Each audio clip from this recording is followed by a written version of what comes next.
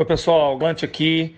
Eu vou dar o C-Trap aqui de hoje nos Estados Unidos, dia 23 de março.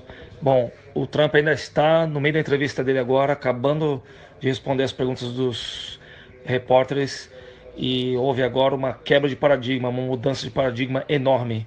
Vocês viram que eu mandei o texto de manhã, eu recebi o texto do meu irmão aí, que é piloto de teste, era piloto de teste aeronáutico, agora é da ANAC, e ele mandou esse texto aí muito bacana, dizendo que as consequências, né, as análises das consequências de fechar a economia eram muito maiores do que o vírus podia fazer, né? Mesmo no pior dos casos.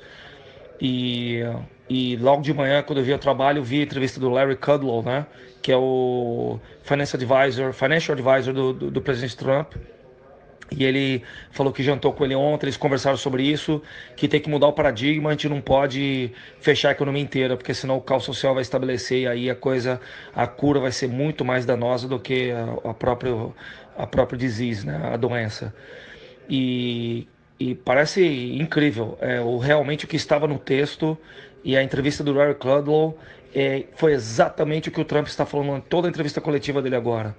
Ele vai abrir o país. Ele vai abrir o país, vai mandar todo mundo voltar, todos os business abrirem. Já já soltou, fez a coordenação com a Bayer, com a Pfizer, a Pfizer, a Bayer, inclusive com o governo brasileiro aí nos remédios para malária. Para amanhã, todos os hospitais dos Estados Unidos vão estar administrando o remédio da malária com o Z-Pak, que teve aí nas pesquisas 100% de recuperação em 72 horas dos pacientes com coronavírus. É um milagre mesmo, né? Tem a possibilidade dos efeitos colaterais, mas a FDA estudou esse fim de semana inteiro as consequências que poderiam ter, quais os tipos de dosagem, os cuidados com as dosagens, e eles aprovaram e vão fazer. Ele falou, olha, não sei se, com as palavras do presidente do Trump, eu não sei se essa é a linha de ação correta. Talvez tenha aí efeitos colaterais que a gente não sabe, que o sample que a gente teve foi pequeno, né? Não é de milhões de pessoas, mas a gente não pode ficar sentado sem fazer nada. O país tem que voltar a andar, porque senão todo mundo sem emprego, e aí vai ter insegurança, vai ter o caos social, a gente não pode correr esse risco. Então vai todo mundo voltar. Eu já avisei os governadores todos que vão voltar.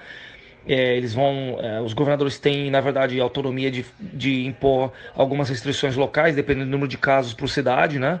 Ou localidade, regiões, mas o governo vai realmente amanhã mudar completamente a linha de ação ao combate dessa epidemia, dessa pandemia, exatamente igual ao texto que eu repassei pela manhã, exatamente com a entrevista do Larry Kudlow e o artigo do Larry Kudlow que saiu também no MNSBC de manhã.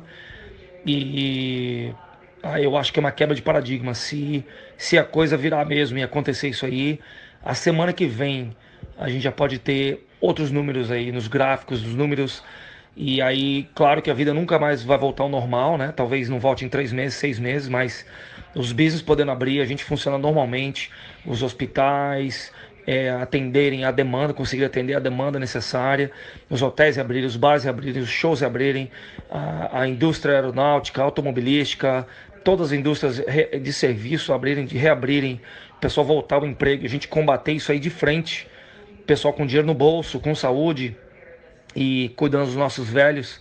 Eu acho que é uma decisão muito difícil, muito corajosa dele. Realmente é um gambling muito grande, né? Ele tá jogando todas as fichas nisso aí e Deus queira que dê certo, cara. Eu realmente um momento ímpar aqui assistir a entrevista dele, vendo ele falar tudo isso. Então, como os jornais aí não reportaram ainda, nada foi falado na imprensa brasileira, e que o que for falado aí com certeza vai ser filtrado negativamente, né? E com viés político, né? Vocês sabem disso, né?